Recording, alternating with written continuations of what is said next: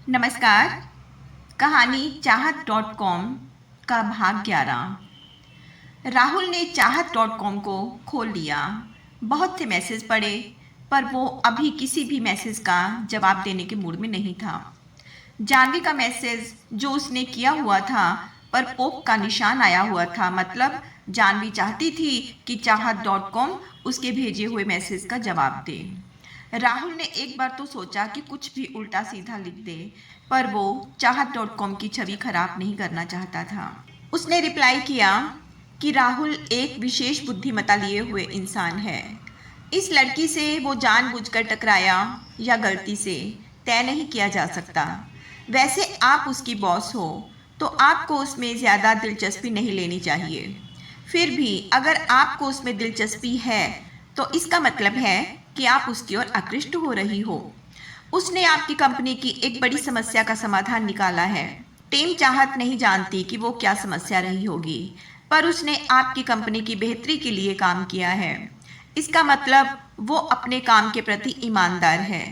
अब आपको उससे वैसे ही खुलकर बात कर लेनी चाहिए और आपका जो आपसी मसला पहली मुलाकात में हो गया था, उस पर स्वस्थ चर्चा करके उस मामले को हमेशा के लिए मन से दरकिनार कर देना चाहिए।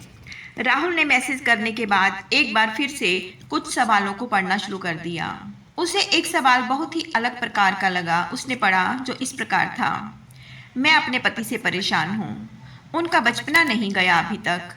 अब आपको क्या बताऊं समस्या क्या है। वो बच्चों की तरह फिल्मी डायलॉग बोलते हैं, गाना सुनकर नाचते हैं, खुद गाकर नाच लेते हैं और गाने गाते रहते हैं। 45 साल के हो गए हैं, परंतु अब तक उनका बचपना नहीं गया। मुझे ये सब अच्छा नहीं लगता। मनोवैज्ञानिक के पास ले जाना नहीं चाहती। उन्हें बुरा लगेगा कि मैं उन्हें पागल समझती हूँ। और तो और वो हर बात को हंसी मजाक बना लेते हैं। टीम चाहत.com, आप ही कोई मदद कीजिए। उन्हें बिना कुछ बताए उनका इलाज किया जा सके। ये एक पब्लिक मैसेज था।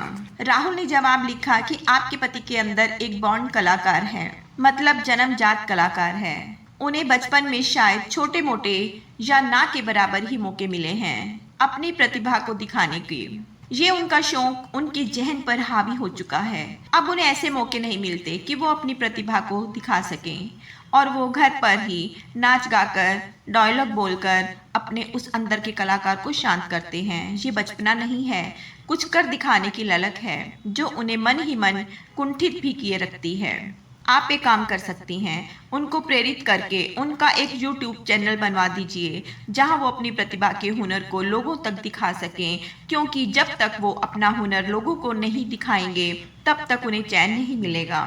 अभी तो उनकी उम्र कम है, पर जैसे जैसे वो वृद्ध होते जाएंगे उनमें एक कुंठा घर कर जाएगी कि वो जिंदगी में क्या क्या कर सकते थे पर कर नहीं पाए। उनकी प्रतिभा बेकार चली गई। उनके YouTube चैनल से उनको न केवल आत्म संतुष्टि मिलेगी बल्कि उन्हें ख्याति भी मिलेगी और हो सकता है इससे आपको आर्थिक लाभ भी मिले।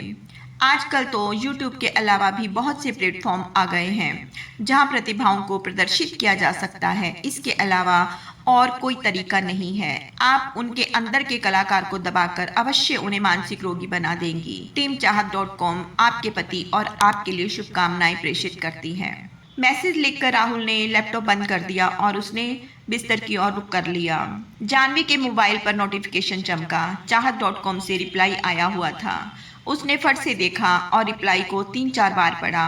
उसे बात सही लगी। उसने मन बनाया कि वो राहुल से उस दिन की कार वाली घटना के बारे में बात करेगी, पर उसे अटपटा लग रहा था कि ये राहुल उसे इतना काहे परेशान कर रहा है।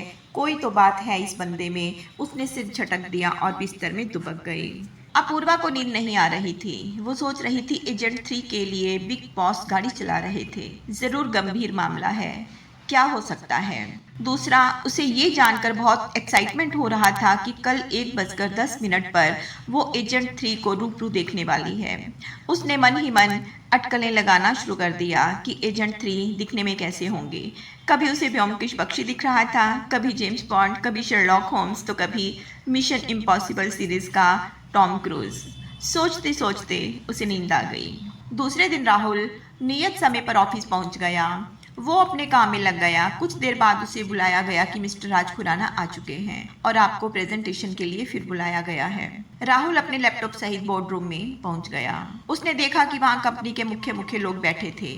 राहुल ने एक बार फिर से अपना प्रोजेक्ट सबके सामने रखा। राज खुराना ने कुछ वित्तीय सवाल पूछे जिनका राहुल ने सही से जवाब दिया, पर राज खुराना के सवालों से राहुल को ये महसूस हुआ कि ये आदमी फाइनेंस के बारे में ज्यादा नहीं जानता। उसने अपने नॉक पेन के बटन को 2 बार दबाया। उसने ये इतनी चतुराई से किया कि किसी को भी पता नहीं चल पाया। राहुल का प्रस्ताव बिना किसी और ज्यादा सवाल जवाब के पारित हो गया। सबने राहुल को बधाई दी और इस प्रोजेक्ट के लिए सारे पेपर्स तैयार करने के लिए कहा गया। उसके बाद वो अपने चैम्बर में आ गया। उसने पेन को खोला और उसमें से निकली यूएसबी को लैपटॉप से कनेक्ट कर राज खुराना की फोटो बिग बॉस के मोबाइल पर भेज दी और यूएसबी और लैपटॉप दोनों जगह से सब कुछ परमानेंट डिलीट कर दिया। उसने एजेंट 22 को मैसेज किया, अपूर्वा को बोलो कि मैं 1 बजे कंटीन में लंच के लिए जाऊंगा। ठीक 10 मिनट बाद वो वहां आए और कुछ खाए।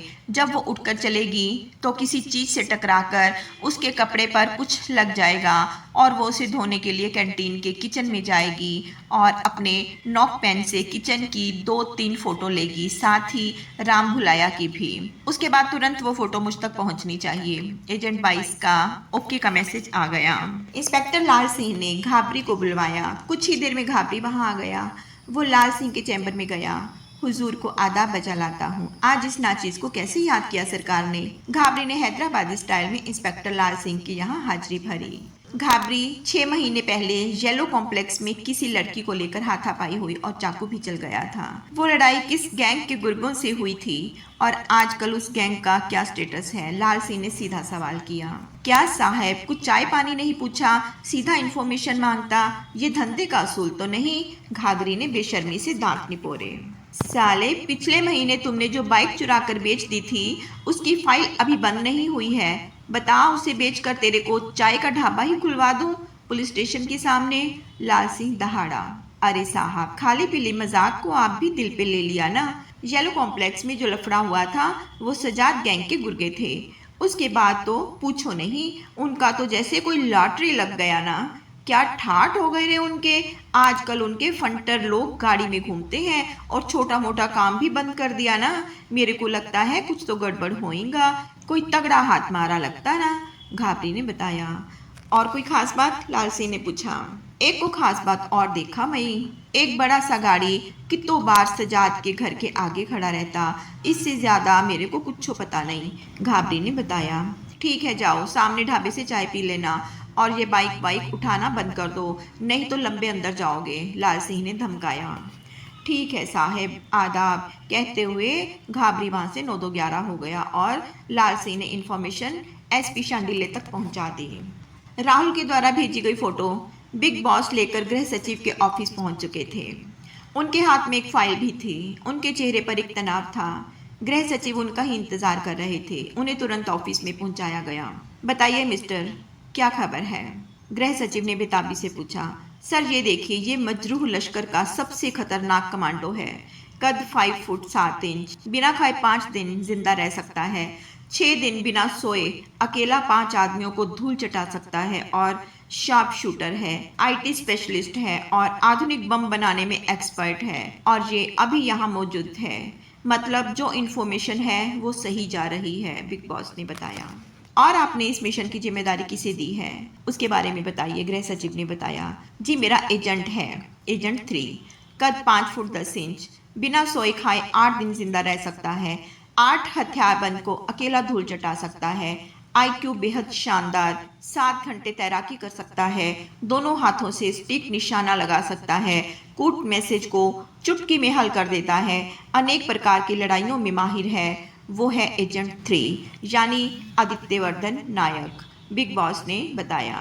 ओह, एजेंट 3 यानी वो पागल सिरफिरा जिसने पिछली बार एक कत्ल कर दिया था। कहीं आप गलती तो नहीं कर रहे? गृह सचिव ने कहा। नहीं सर, कोई गलती नहीं।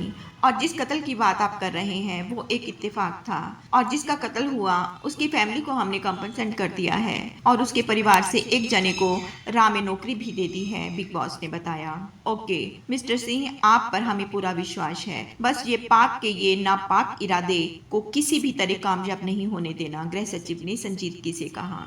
जी सर, आप रा और मेरी टीम पर पूर्ण विश्वास कर सकते हैं। ये लोग यहाँ आ तो गए हैं, एक भी यहाँ से जिंदा वापस नहीं जाएगा, कहते हुए बिग बॉस के जबड़े सख्ती से खींच गए। तो ये था कहानी का 11वां भाग। कहानी के 12वें भाग के लिए प्रतीक्षा कीजिए। अगर आपको ये कहानी पसंद आ रही है तो लाइक कर दिया कीजिए भाई, और कमेंट कर दिया कीजिए, शेयर कर दिया कीजिए, और चैनल को सब्सक्राइब भी कर लीजिए। धन्यवाद।